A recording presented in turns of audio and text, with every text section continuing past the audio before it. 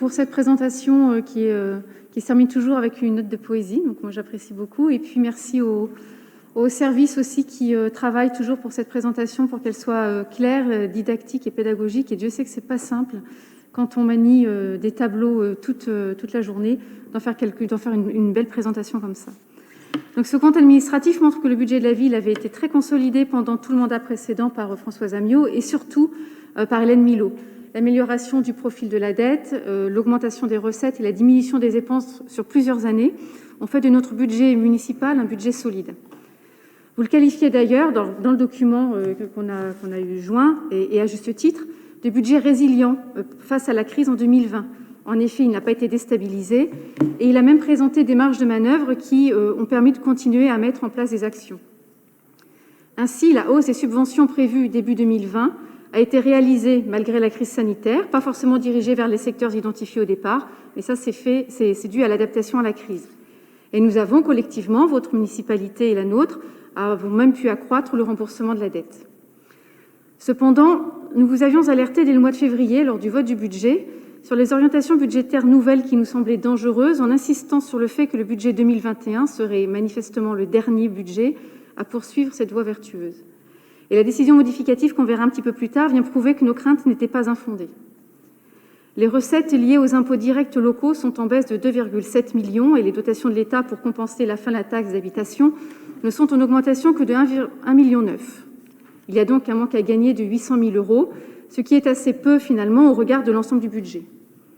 Or, au lieu de réduire les dépenses de fonctionnement, ce qui est largement faisable sur un budget de plus de 180 millions d'euros, cette somme est tout simplement déduite du versement au budget d'investissement.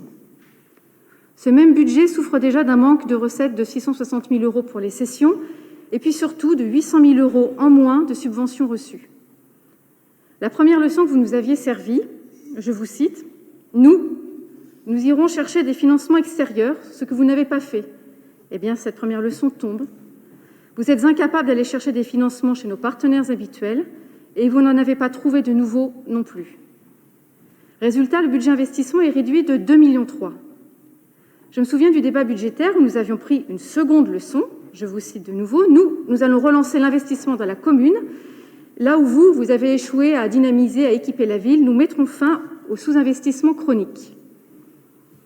Le fait même de rappeler à l'époque que votre budget prévu pour 2021 était légèrement plus faible que celui prévu pour 2020 ne vous avait pas incité à l'humilité, vertu qui est pourtant chère à monsieur le maire. Aujourd'hui, c'est pourtant très net, vous allez investir moins que nous ne le faisions.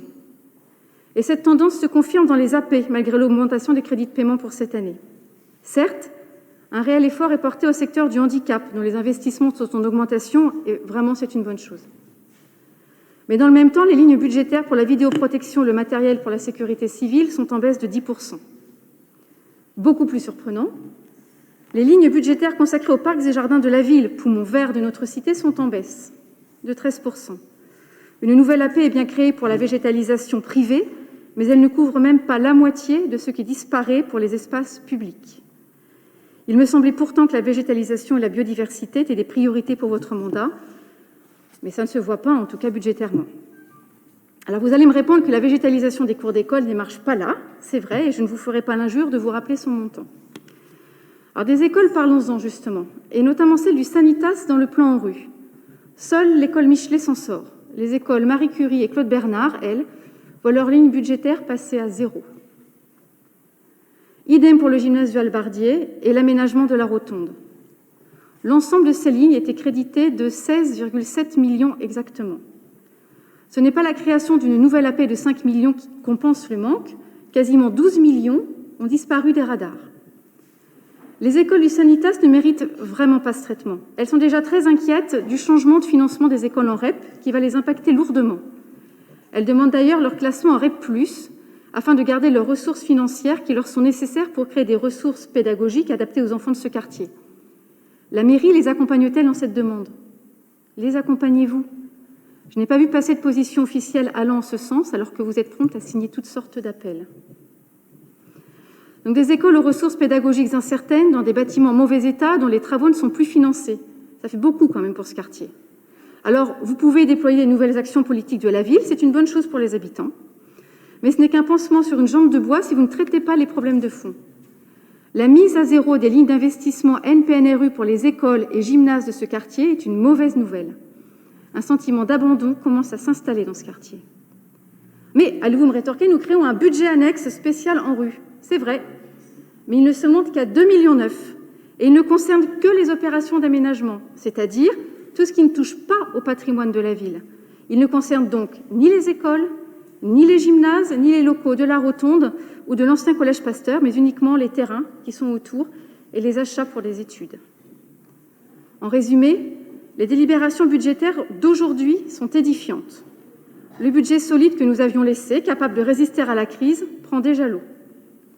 Vous n'êtes pas capable de baisser les dépenses pour faire face à une perte de recettes relativement faible. Vous n'êtes pas capable de baisser, vous perdez des financements extérieurs et vous n'êtes pas capable d'en trouver des nouveaux. L'investissement, le fer de lance de votre politique budgétaire, est en recul de 2,3 millions. Les lourds travaux prévus au Sanitas dans les écoles, gymnases et secteurs de la Rotonde ne sont plus financiers. Votre gestion politique du budget a moins d'1 an et elle fait déjà froid dans le dos.